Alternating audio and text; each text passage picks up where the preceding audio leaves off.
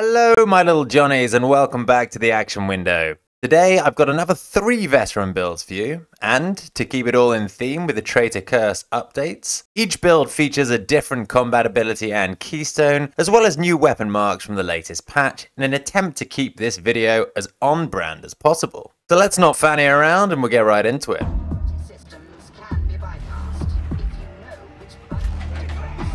As the name suggests, we'll be focusing heavily on bleed here, and to that end our weapons of choice will be the Auric Mark IV Chain Axe, fresh off the back of a new facelift that makes it a very playable weapon, and of course everyone's favourite dumb shotgun, the Lawbringer.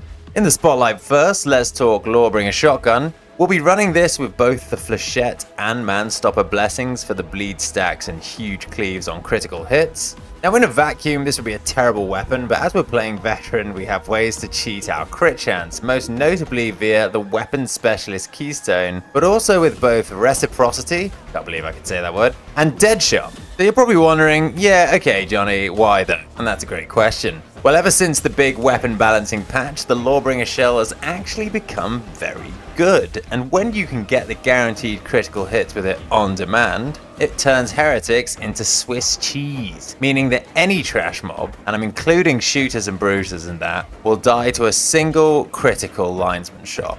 What that essentially means is enemy density is just not a concern for us, as we can clear it out with a single well-placed blast.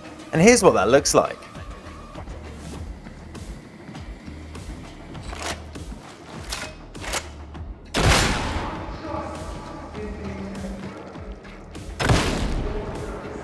What about elites though? Well, anything categorized as maniac or unarmored doesn't really fare too well versus the Lawbringer, so the linesman shell will still work well enough versus those elites. But when we start to get to big packs of mixed elites, it's time to use the build's powerful crowd control tools. The Shredder frags for even more bleed stacks, and Voice of Command.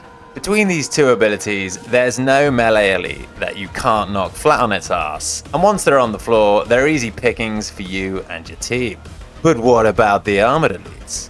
The Flak Ragers, the Maulers, and the Crushers. The Lawbringer isn't amazing versus Flak or Carapace, and these enemies have a lot of HP. When it comes to high density of enemy armor, that's when it's time to bust out our Chain Axe. Personally speaking, I prefer the old Chain Axe in this build over the newer one. Post-patch it has very horde-friendly fast heavies that pair really well with the melee buff from Weapon Specialist, while its light attack has been buffed to do excellent single target damage. Now one of the old criticisms of this weapon was that the light attacks caused your player to get stuck in place and take damage, but as of patch 16 that is no longer the case, as they can now be dodged out of. And it's not just the light attacks, it's the special rev attacks as well.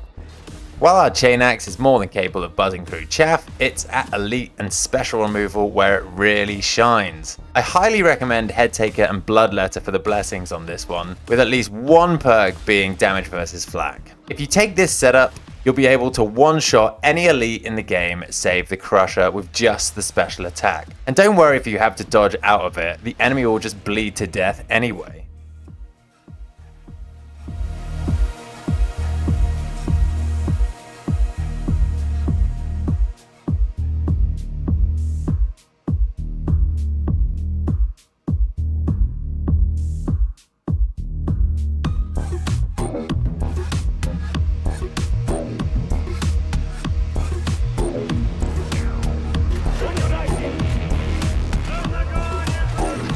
So this one is an update to my Grim Reaper build, which I debuted in this video right here. In case you haven't seen that one, I've left a link to it in the description below. Even though that video is out of date, it's still worth checking out for context. The updated version will feel very familiar to fans of the old version, but there are some changes in light of the constantly evolving veteran talent tree over the patches. In this version we're absolutely all in on the Columnus Infantry Autogun in an attempt to squeeze the absolute limit of its damage potential out of it. We are still very much running Infiltrate so we can access low profile, which is a really easy way to enable the Raking Fire blessing on the Columnus. Simply stealth, wait for the enemies to turn around and go to attack someone else, then murder the absolute shit out of them by shooting them in the back.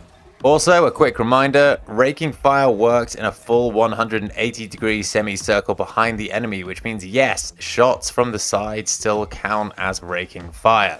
Now, in the previous iteration, we were using close quarters kill zone to boost our damage when leaving infiltrate, but there's just no need for that anymore, and instead we're spending our points to go deep into the middle tree and fully max out the focus target keystone and its auxiliary nodes. And with the points we have left, we're taking the best damage buffs from the marksman tree, including Deadshot. By taking all of these nodes, the damage ceiling on the columnus just becomes insane. And if hyperbole on its own isn't enough to win you over, let me demonstrate instead.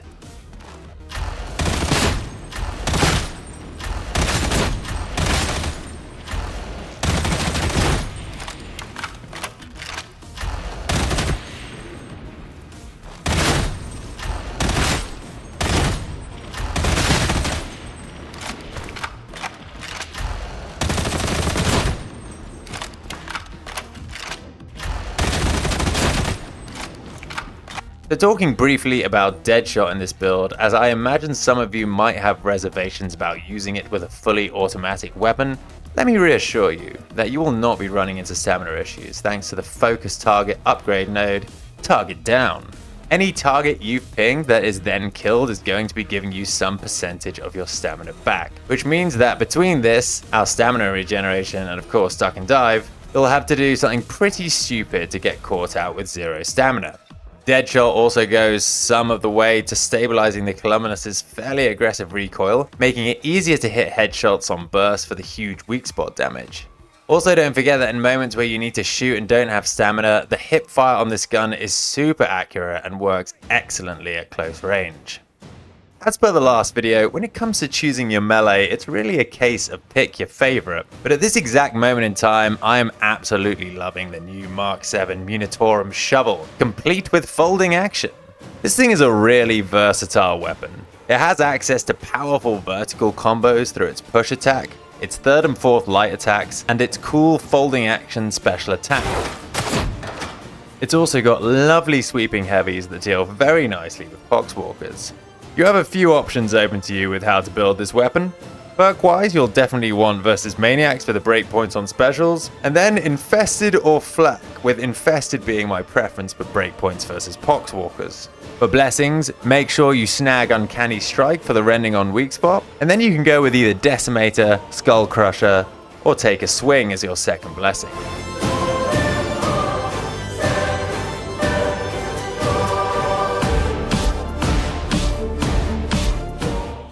So before we move on to build 3, I just want to address the elephant in the room for what's missing from this build: Survivalist. This build is incredibly tight on points, and as such, there's just no way to build it with Survivalist without sacrificing something essential to it. But in my opinion, you don't need it. The Columnus has an absolutely enormous ammo reserve with fully loaded equipped, which means that small ammo pickups will give you over 100 ammo. Combine this huge ammo pool with the Columnus's insane time to kill, and you have yourself a very efficient weapon that can go pretty far with just occasional ammo pickups. On top of that, you are very likely to find yourself in parties with other veterans running Scavenger, and you only ever need one person with it to enjoy the benefits. With that all said, if you don't feel comfortable about your ammo management at higher difficulties, then you probably won't get along with this one, and I'd recommend you try something else.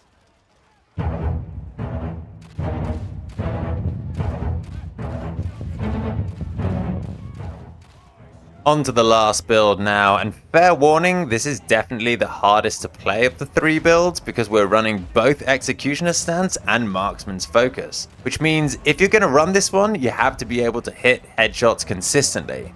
We'll be rocking the new Cantrell Mark 10 Heavy Laspistol as our weapon of choice, which can hit some impressive 1 and 2 shot breakpoints while having all the benefits of being a quick draw, high mobility pistol weapon.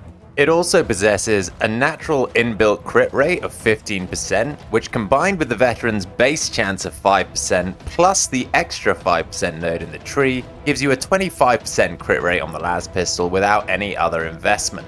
It is worth noting, however, that Laspistols do not possess the reverse damage fall-off mechanic that the Cantrell and Hellbore pattern lasguns do, and as such, the optimal range for these is between about 10 and 15 meters.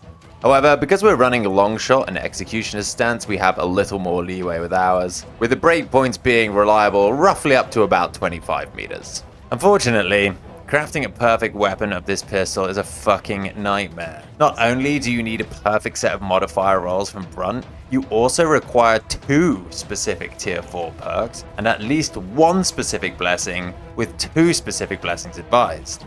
But more on that shortly. So here's the build itself in all its glory. Pause your screams now.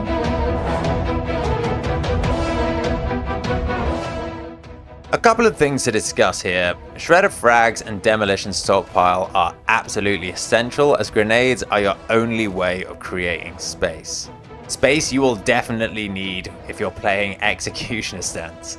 For keystone upgrade nodes, we are only running camouflage, just to add a little bit more consistency to our stack building of marksman's focus. Obviously you're not going to be standing still on purpose like a mug to build stacks, but it does help in maintaining them overall and helps you get back to 10 more quickly with good aim. You can also kind of game it a little by dodging while crouched to keep your stacks in a pinch. The astute amongst you will have noticed that this build does not run counterfire. And since I just know this is going to come up in the comments, I'm going to explain my choice here. At the minute, you run counterfire for 2 reasons, as a visual aid and to provide more options to refresh executioner stance. And in my opinion, at the highest difficulties, these reasons are just not worth the point. Tactical awareness is an easy 2 points for any build that wants access to easy cooldown reduction. And when you're playing high intensity shot gauntlet or a maelstrom with a wave of specialist modifiers, you're really not hurting for cooldown opportunities. So personally speaking, I think the value of counterfire has dropped significantly, even more so when you consider the executioner's stance cancels upon swapping to melee, making that extra refresh feel useless when you might have to drop out of stance at a moment's notice to defend yourself from those 3 bruises you didn't see. Now it's time for the nightmare realm that is this weapon's breakpoints. Firstly, an important disclaimer, even though we're running the killzone talent, it's not reliable for consistent breakpoints, as there's a high chance you're going to have enemies pushing all up in your grill into that 8-meter radius around you. Therefore, the following breakpoints have been tested without it.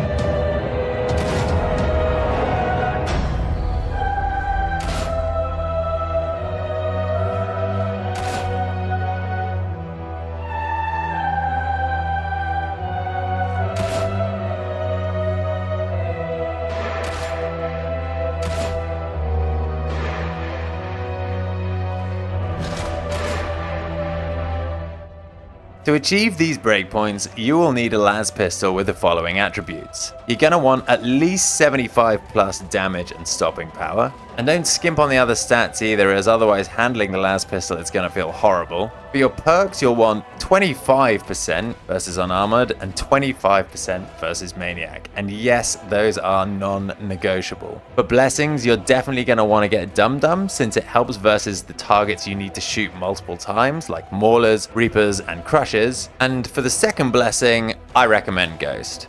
Now, I also tested the Ghost plus Duck and Dive plus Deadshot combo, but in all honesty, it just didn't feel worth it for an extra 25% crit. It's certainly a fun gimmick, but Ghost is a good enough second blessing to stand on its own, and building into it eats away at your talent points that can instead be spent on much better nodes, like 25 extra toughness and 10% rending. For my melee weapon pick, my top 2 for this build would be the freshly buffed original gangster shovel or the Rashad combat axe. The OG shovel is highly mobile with oodles of stamina, great lights for horde clear, and access to uncanny strike for decent armor damage and rending. While the Rashad axe will be a little better versus crushers and maulers at the expense of some defensive qualities. That's going to be it for this one, guys. Thanks for watching. If you've enjoyed the video, please do consider leaving a like and subscribing to the channel. And don't forget to hit the bell so you're notified whenever I release a new video. See you guys in the next one. Take it easy.